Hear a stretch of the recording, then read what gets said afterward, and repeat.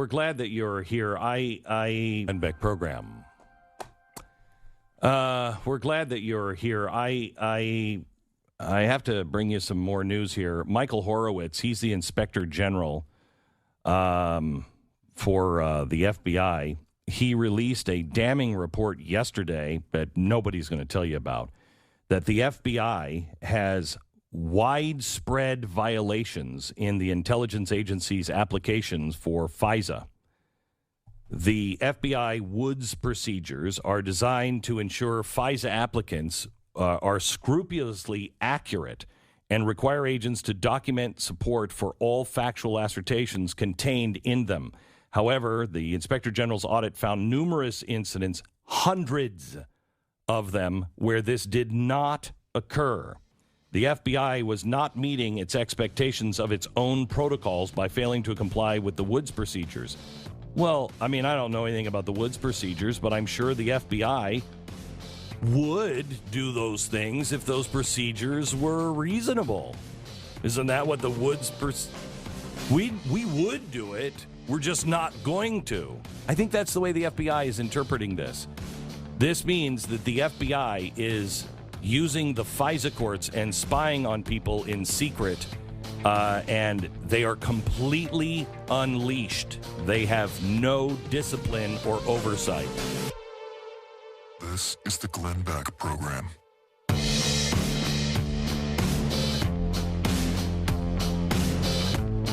Riley's coming up next.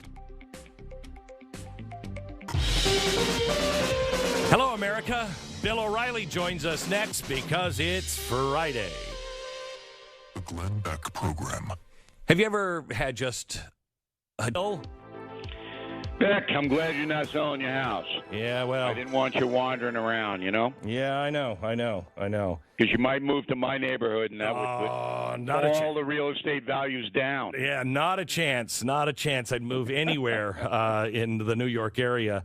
You should consider moving to Texas. You know, Texas, they got all their gold back from the Federal Reserve a few years ago. So when things hit the fan, Texas has its gold. How about New York? New York has its muggings. Yeah. Okay. So good. And by the way, I saw De Blasio say that he wants better customer service from the NYPD. Yeah, murders are through the roof, but better customer service. You know, De Blasio and Biden are pretty much the same guy, and whatever they get into, they make it worse. Yep. And it's just amazing to see both of them, and they have no self-awareness at all. Mm-mm. They both think they're doing the greatest job of all time. That would be like, somebody in Texas, the Texas Rangers hitting 125 going, I'm Babe Ruth. I am so good. That's exactly what these guys, their mindset is. All right, Bill, what's the big story of the week? I think the big story of the week is the collapse of the Biden administration. Overall collapse. So even the dishonest corporate media, they don't know where to go. And I did an experiment on the night when the three generals and the Secretary of Defense, the brilliant Lloyd Austin. Boy, doesn't he fill you with confidence? He is a warrior in the mode of Attila. Yeah. He is just fear of God. Yeah, no, he's... Tell everybody. So anyway, it was pretty devastating, a sitting president of the United States, to have his top commanders in the Pentagon say, yeah, we told him keep 2,500 to 3,500 troops so you wouldn't have a debacle in Afghanistan. We could fulfill our responsibilities, our moral responsibilities, to evacuate people, and then perhaps keep the Taliban at bay so there could be some kind of negotiation. So all four of the people involved in those conversations said that. And then Biden goes, I didn't hear anybody say that. Okay. So that's your lead story on any level for any news agency. So I had all three cable news operations on at 9 o'clock at night. Maddow on NBC News leads with the January 6th attack on the Capitol. Mm-hmm. I don't know whether she just figured that out it happened. I don't know. But that was her lead story. Mm-hmm. Over on CNN, Cuomo leads with how conservatives are being mean to General Milley. I mean, I'm sitting there with and then Hannity on Fox, he did the proper thing. He led with the Pentagon contradicting the commander-in-chief.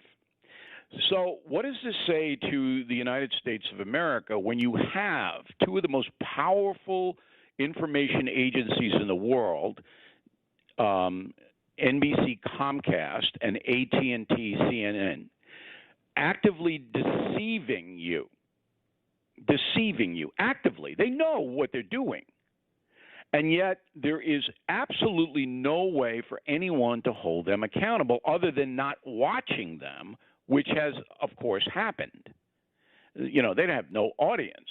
But just the corruption level of the information flow to the American people is at an all-time high. We have never had a worse media in the history of this republic. Well, that's why we're in the shape we're in. But Bill, let me ask you. I think the problem that we have in the country is there is no accountability. There is no deterrence, and deterrent is really important to humans.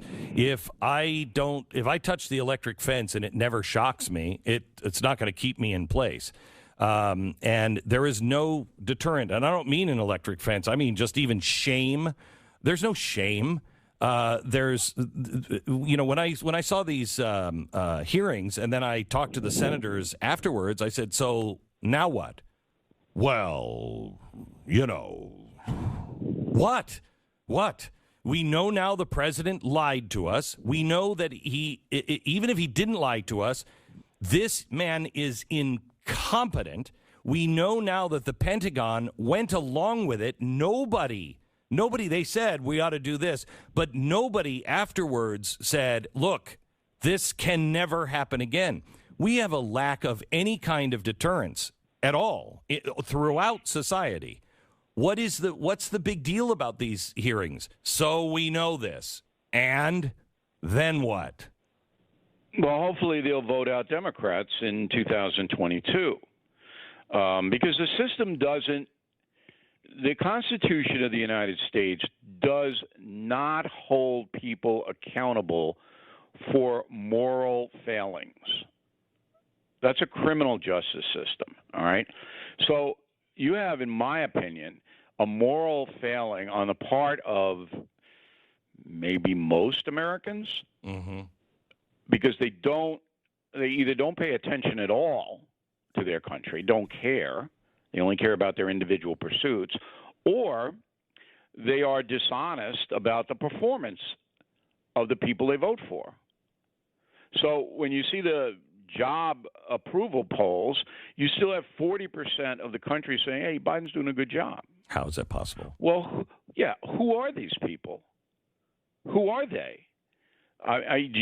No intelligent person could think that Joe Biden's doing a good job because you ask one simple question. In the 9 months that he's been president, give me one problem that he solved. Give me one problem that isn't worse than it was before. Yeah, I mean, you can take it, but you know I'm a simple man. I am the simplest man. That's a very simple question, all right, to anybody. Give me one thing that he's done, just one, that's improved this nation. And you can't, because as you just said, everything that he has been involved with is a disaster. Everything. From the COVID mandates to the energy policies, to the economic policies, the inflation, to Afghanistan, to the collapsing southern border, to the social woke business, the denial of due process, right across the board. There isn't anything this man has done or stood for that's improved America. And do you think it's going to get better? I mean, they're so frightened. They are the people who control Joe Biden. They're frightened now. This is what I don't think people understand this. They know how bad it is in the White House. I mean, Psaki, the minister of propaganda, gets out and gives you all this, well, we don't have open borders. No, that's not what he really, she's just like a robot. They tell her what to say, she says it, doesn't even think about it. Okay, but the people who really run the show They can see the public polls. They can see how screwed up this presidency is. So what are they doing? They're just keeping him away from everybody. He's just isolated in that building, the White House. There's no access to him. And, you would think that Americans would get uneasy, and many of us are, but there is no mechanism to do anything about it until a year from this November, the midterm elections. That's the only mechanism that we have under the Constitution. We elected this guy, and he's there for 4 years. You neutralize him next November 22 with the Republicans taking back the House and Senate, then he's done. Can't do any more damage because you got him in a hole, and he's not going to be proactive with executive orders. He's just going to stay there in his jammies for 2 more years. Okay, so that's the only mechanism. So let me ask you this: was the generals turning on him the same day that Barack Obama turned on him on the border? Is this a sign that they're trying to distance themselves to minimize the damage, or do they even care? Because, if a Republican president were doing things this poorly, the GOP, even as spineless as they are, they would be standing up, and you would be hearing a lot of GOP voters and members in Congress and the Senate saying, this president has got to turn his policies. But they're not saying that. Or are they? No, the Democrats aren't, but I'm not so sure the Republicans would do that either. I maybe they would. With these kind of polling numbers? I don't even. I just, I don't see a lot of real nobility in the GOP. No, I don't either. But I just thought this to save themselves. Yes, policies are better. If you look at the Trump policies for 4 years, they were light years ahead of what the Democrats are trying to do. I mean, that's not even a debatable issue. But once you get into, you asked about the generals. They were under oath. They had to tell the truth, okay? Because if they lied, then they could be prosecuted. Yeah, they could be, but they wouldn't be. No, they wouldn't. So it wasn't a matter of they walked in to throw Biden under the bus. They didn't want to be there. They didn't want to have to say that, okay? But they had to tell the truth because they're under oath. Okay, so they did. And now they go back across the river to the Pentagon. Milley is a dead man walking. He's not going to be there much longer. Austin they're not going to get rid of. But the American public knows they've been misled, lied to, whatever word you want to use. But then it comes back to, did Biden lie on purpose? All right, did he lie knowing the truth? That's the definition of a mortal sin, okay, in the Catholic religion. Did you know what you were saying was untrue when you said it? May I direct you to the George Stephanopoulos, and you will be unique. Of course. Hang on, you will be unique in this. I don't know if you've caught this yet, but I've wanted to talk to you about this because if you go back and look at it, you'll have a really good view of this. When Stephanopoulos first says that, look, your Pentagon said, that's when Joe Biden first, and this is not the clip that's being played. That's when he said, no, that was never said to me. And Stephanopoulos goes back in and says, wait a minute. And that's where the clip starts, right after the wait a minute. No, I use the whole thing. Okay, right, okay. But then after he's done, there's an edit. And Joe Biden picks it up and he's like, look, and he's together. I think that George Stephanopoulos knew the real facts, questioned him, and was shocked when the president lied about it. Just shocked. Maybe. But, again, it goes back to, does Biden know what he's saying? Does he understand what he's saying? Yes, he does. All right. Well, I think a case can be made that the guy is so out of it that he can't process information at all.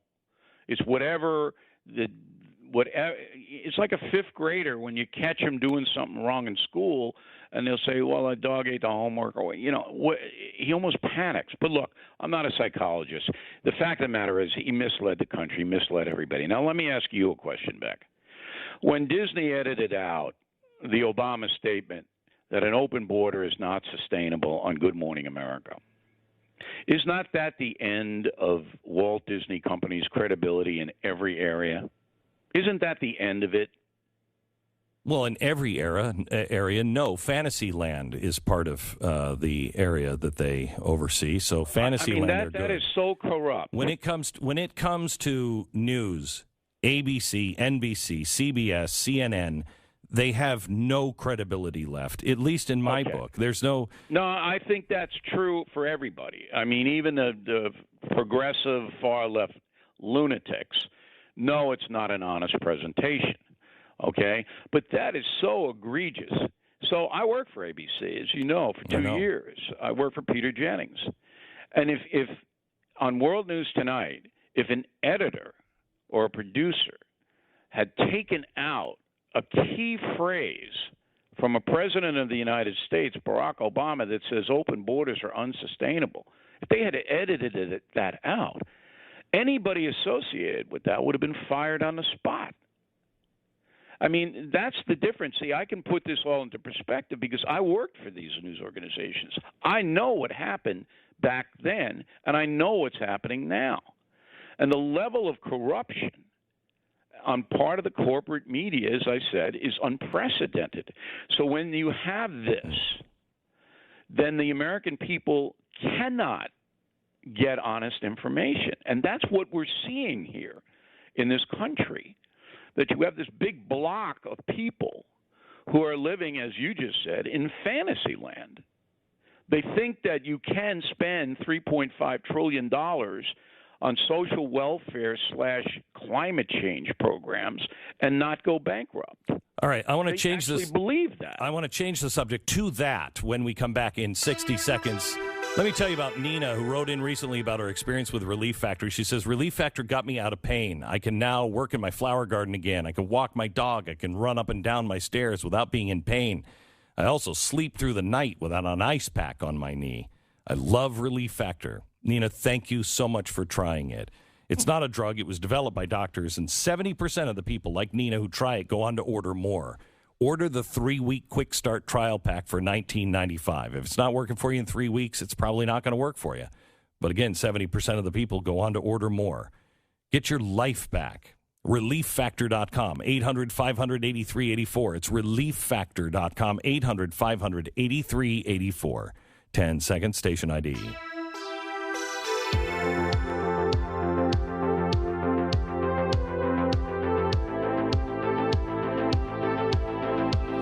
So that $3.5 trillion spending bill, I mean, it's zero. It has zero cost at all. It's all paid for. It's not going to cost a dime. Yeah, but it's not going to get passed, thank God. You don't think so? No. There's no way Manchin's going to vote for that, and no Republican in the Senate's going to vote for it, so it's over. So they'll drop it down to $1.5 trillion, which is still absurd. But what this is all about is just taking money from the establishment, from affluent Americans and from corporations and small business owners, and giving it to the Democratic constituency. That's what it's all about. I think that the $1.5 trillion or the $3.5 trillion, I think that is a red herring. I think it is all of the other stuff in the bill that gives them control, again, over voting processes, et cetera, et cetera. All of the stuff tucked into this bill that's not being talked about because we're talking about the trillions of dollars that are being spent. But nobody knows it because it's 2,000 pages. So the Senate parliamentarian threw out the amnesty for all illegal aliens. That's out. Okay? And I assume that a lot of the other crazy stuff, like if you deposit more than $600 in the bank has to tell the IRS. Now, that is really outrageous.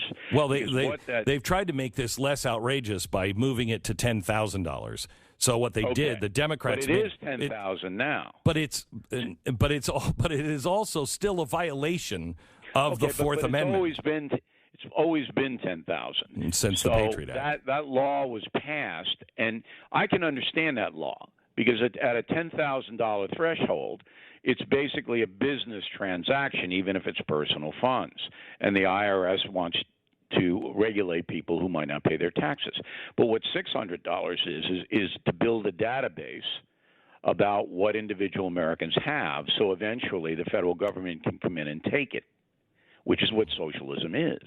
So that's that's so naked. It's such a violation of the Constitution because we do have privacy here. Now, the privacy does end in certain areas, but $600, you're going to build a database on Glenn Beck based upon what he does with his own money in any kind of a capacity? That's blatantly unconstitutional, but that's what they want. I think they're going to pass the bill just like they did with income tax. And they said it's only for 90, or 5% of the population. And within a few years, it was almost everybody was involved in the income tax. Because, we had a change in, you can say it's going to be $10,000 today, but you watch, they'll move it. Back in just a second with more Bill O'Reilly.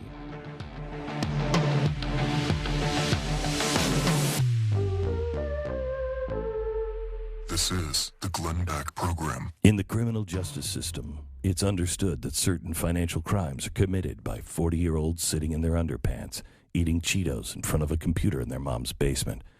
These are known as cyber criminals, and their endless efforts to steal your identity and money often go completely unstopped. That should be a show opening, don't you think? That's a really good opening for a show. Sounds really fascinating. Dun, dun. Yeah. Anyway, this is why it's important to have LifeLock so that the evil nerds, stand about as much of a chance of stealing your identity as they do getting a date. Yeah, we said it. LifeLock. No one can prevent all identity theft or monitor all transactions at all businesses, but you can keep what's yours with LifeLock by Norton. Join now, save up to 25% off your first year with the promo code BECK. Just call 1-800-LIFELOCK, give them the promo code back, 1-800-LIFELOCK, or go to lifelock.com. That's lifelock.com, promo code BECK for 25% off. Do it now.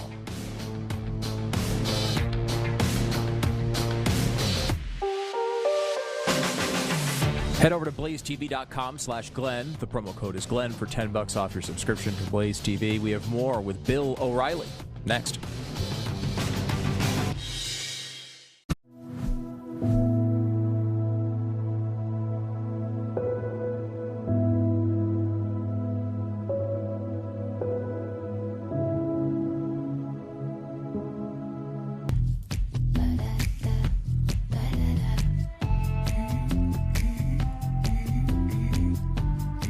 This is the Glenn Beck Program. It's Friday, which means we have Bill O'Reilly. Bill, there are two Marines that are in the news. Let me give you the first one is the U.S. Marine who was at the Hamid Karzai International Airport during the withdrawal. We've seen pictures of him. He actually took a baby over the fence. And now he's being investigated because he was at a Save America rally in Perry, Georgia. He was in the crowd. He was not in uniform. And Donald Trump saw him on there, saw him in the crowd and said, "Hey, you did a great job. We've all seen him. One of the Marines who bravely served in Kabul during the withdrawal and helped evacuate children over the airport wall. It's Corporal Hunter Ian Clark. In fact, Lance Corporal, get up here." He came up. He did not make any political statements at all. He just got up there as Trump called him up. Now he's under investigation and could face real punishment for this. I don't think that'll happen. I think he'll be acquitted of any wrongdoing. He didn't, obviously, he wasn't proactive in putting forth a political point of view. He has a right to attend any rally he wants to. So I don't think that he's going to be punished. But the fact that he's being investigated, why bother with that? I don't know why they do it. I guess it's politicized like everything else. I think they're trying to send people a message. Yeah. The other Marine, Scheller, who was the guy who was in uniform, sitting at his desk and said, "Hey, we made a mistake and it's time for our leadership to own up to the mistake." He then gave his resignation in. And when he did, the Marines now say that he works for the president, and the president was not going to accept his resignation. He's in solitary confinement now, and he is being charged Article 88, contempt towards officials, Article 90, willfully disobeying a superior commissioned officer, Article 92, failure to obey lawful general orders, and Article 133, conduct unbecoming an officer and a gentleman. Holy cow, I wish we could do that to officials in Washington. He is facing prison time now. He tried to correct it and do the right thing by resigning. What's this? Yeah, but he made a mistake, and he admits it. I like the lieutenant colonel. He's a stand-up guy. But you can't do that. Can't do what he did. So he was under active commission, and he made some political statements about the screw-up in Afghanistan, which everybody knows are true, but you can't do that as an active officer. What he should have done was resigned. And then done it. And then done it, right. Mm-hmm. So, he admits it. He's not saying, woe is me. He's not. He's saying whatever my punishment is justified because I did break the military chain of command. What I don't think Americans understand is you have to have that.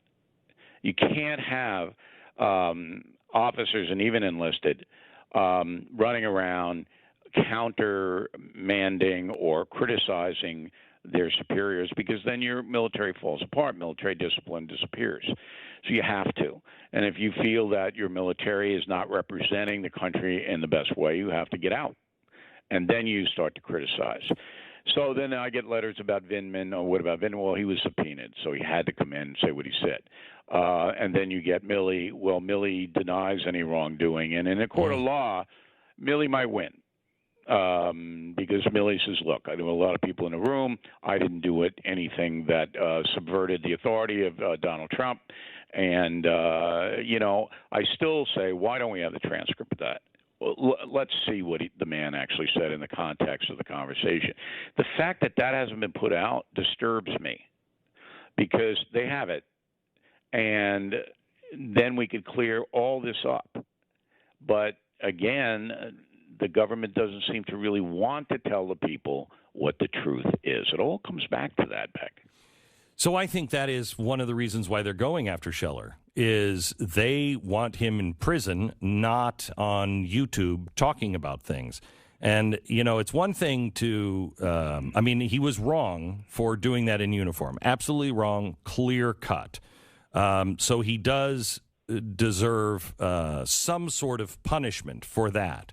However, and that's what will happen. He'll get dishonorably discharged, or maybe even a general discharge. That's what I would give him. No, they're talking prison time. They're talking prison time. He's not going to serve prison time. That's not going to happen. It will not happen. He's in solitary confinement now. I'm not sure about the solitary confinement. I think they're confining him away from some of the other prisoners there. I don't know why. But it's not like he's in some dungeon, and he himself has access to his military lawyers. If that were the case, they could speak about that, and they have not. So I'm always very cautious about press reports. Okay. Treasury Department has just put a comptroller of the currency in. She is a USS born and educated, and now professor here in the United States, who has praised the Soviet Union's lack of a gender pay gap. She has also recently advocated for ending the banking system as we know it by moving Americans' finances from private banks to the Federal Reserve. She is so extreme that even Janet Yellen has come out and said, she's... I don't think so. Yeah. Well, why don't the Republicans start taking ads out? They got gazillions of dollars. The political action committees, gazillions of dollars. Take some ads out. Quote you, Beck, and just throw them on there. This is the way to fight this battle. This is why in the initial parts of our conversation today, I said, the Republicans, you can fight these people. But you have to fight them in the media. You have to buy time with your gazillions of dollars. Do you think that they could? Do you think those ads would be aired by anyone? You can buy time. You can buy time. I'll take it on BillO'Reilly.com. You'll take it on the Blaze. I mean, you can buy time on all kinds of places. And if ABC, CBS, and NBC wouldn't take your ad, that's another scandal. That's another thing you can get out. I mean, this is a war we're fighting in the United States now. All right, so the longest-running war in Afghanistan is over. Well, we got another war here between the people who want to destroy the American system and the people who want to keep the American system with improvements, by the way. All right, that's a war. Well, fight it. I almost said a bad word. Fight it. Don't be sitting there and going on cable news whining about it. There should be the RNC controls the political action committees that have hundreds of millions of dollars. Take out the blanking ads. Flood the zone so that the dimmest people in America know about the war and what's at stake. I'm sitting here. I do the best I can, Beck. You do the best you can. I had a call the other night at 11:30 from the former president of the United States, and I knew it was him. Nobody calls me at 11:30 except him. Okay? So God, you must be grumpy at that time of night. No, that's prime time for him. He's a vampire. All right. So this was the day that Milley testified and the others. And, I go, I didn't even say hello. I go, Mr. President, you're up late. And then he just wailed, okay? And after he did, I said to him, you control hundreds of millions of dollars in political action funds. Can't you get an organized ad campaign just to put out what you just told me? Because what he said was true. And that's why, of course, I'm doing these history shows with him in December, because his voice has been muted now by the social media companies. But the points that he makes are pretty damn valid because he was there. He appointed Milley. He knows why Milley did what he did. Okay? And you'll know, too, if you come to see us in the shows, because that's what it's going to be, all personal stuff. But anyway, he couldn't answer the question about the Political Action Committee. I said, you want to fight this war, you got to fight it the same way that the progressives are fighting it. You got to get down on the field and smack them. But you seeing that? I'm not seeing that. So did the president respond like, you know what, Bill, a good idea. I'm going to find out why we're not doing that. I mean, he controls that money, then why aren't we doing it? Well, he didn't say that. He asked me what kind of hors d'oeuvres we're having backstage in the Lauderdale, Orlando, Florida. All right. Bill O'Reilly from BillO'Reilly.com. By the way, tickets are available. You can get them at BillO'Reilly.com. And give me the dates of these things again, Bill, will you? Okay, 11th in Lauderdale, 12th in Orlando, Florida, and then the 18th in Houston at the Toyota Center, and the 19th, the show that Glenn Beck will be attending. Okay, wait. I can't go. My wife yelled at me. You were on, and she was like, I mean, before you hung up the phone, she was on the phone with my assistant and saying, did you hear Bill O'Reilly just said, Glenn is going on vacation on that day. He is taking the family away. He is not going. So I can't go to the 18th or 19th. So I have to find another city that I can go to. Which one should I go to? Well, we'll accommodate you, Beck. You come on into Florida. It's a nice time of year to be in Florida. Okay. On the 11th or 12th. And I'm glad to see that your wife is in charge, Beck. Oh, yeah, no, don't make no mistake. No. Yeah. Make no mistake. I can confirm that one, Bill. He is not in charge. I'm just calling the shots. Yeah, no, there is much better for the nation. It really is. It really is. Really is. Yes. Thanks a lot, Bill. I appreciate it. BillO'Reilly.com. Right, see you. All right. What did he just say? All I heard was, you. Not XM Sirius. Yeah, I like XM more than I like Sirius. Oh, really? Mm-hmm. They're the same company. No, there were two companies that merged. A long time ago. Yeah, and I do not forgive them for that. Anyway, Patriot Mobile.